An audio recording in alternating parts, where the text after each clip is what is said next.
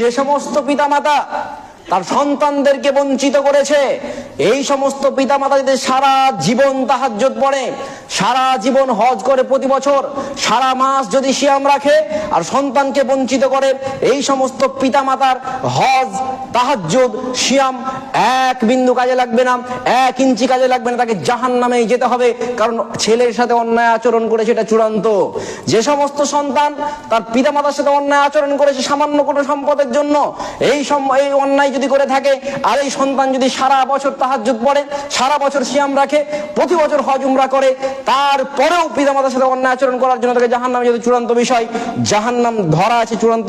আল্লাহ রাসূল সাল্লাল্লাহু আলাইহি ওয়াসাল্লামের কাছে একজন সাহাবী এসে বলছেন, ইয়া রাসূলুল্লাহ, ইয়া হাবিবাল্লাহ, আমাকে বলুন মা হাক্কুল ওয়ালিদাইন, বলুন তো ইয়া রাসূলুল্লাহ, ইয়া হাবিবাল্লাহ, আমার পিতামাতার সম্মান বলছেন, সম্মান করতে বলছেন, সম্মানটা কি জিনিস আপনি বলে দেন।